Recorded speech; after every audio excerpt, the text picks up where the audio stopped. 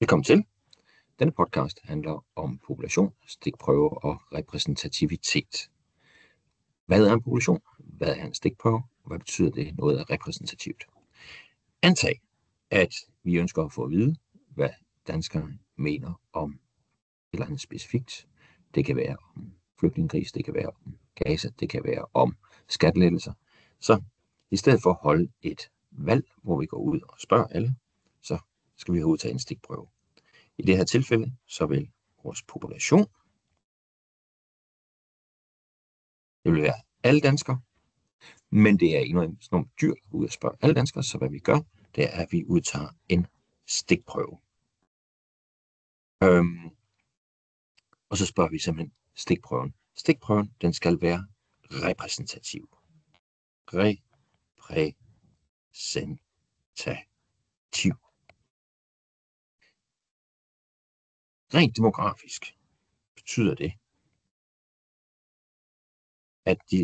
at vores stikprøve skal spejle populationen.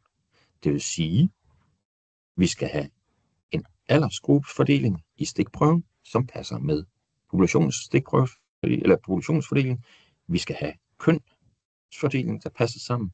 Vi skal have højde og drøjde. Der skal være lige mange høje, lige mange lave, som der er i populationen. Det skal gerne spejle hinanden. Højde og drøjde. Det er indkomst. Det er antal børn. Det er sport, handicap, udstyr.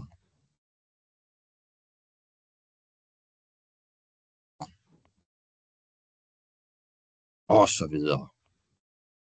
Og så videre, og så videre. Vores stikprøve skal altså gerne være repræsentativ. Det vil sige, at den simpelthen skal spejle vores population. Så vores stikprøve her er et lille billede af det store. Godt. Når vi så har taget stikprøven, den kan vi ikke bare tage. Når vi nu tager en stikprøve, skal man gøre det simpelt. Tilfældigt. Det betyder reelt set, at vi giver alle lige store chancer for at blive udvalgt. Så vi kommer egentlig alle navne i en hat, ryster hatten, og så trækker vi egentlig bare navnene op for en ende af. Så alle har lige stor chance for at blive udvalgt. Hvis det ikke er simpelt tilfældigt udvalgt, så kan vi ikke beregne statistik på tingene. Og når vi så har taget vores stikprøve ud, så kan vi begynde at regne på den. Og vores hovedidé, det er, at vi skal lave noget, der hedder inferens. Inferens. Det vil så sige, at vi ønsker at sige noget om populationen,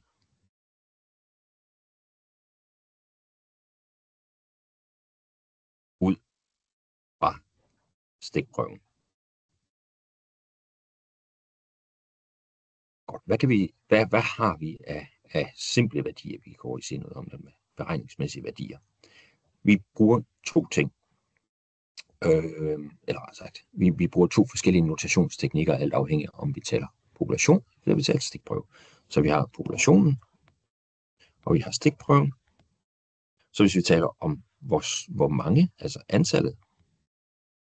antallet af personer, individer i populationen, betegner vi med store N.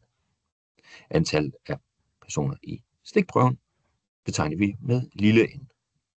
Hvis vi skal regne gennemsnittet, så bruger vi det græske bogstav my, for populationen, mens vi bruger x bar, altså x med en streg over, for stikprøven.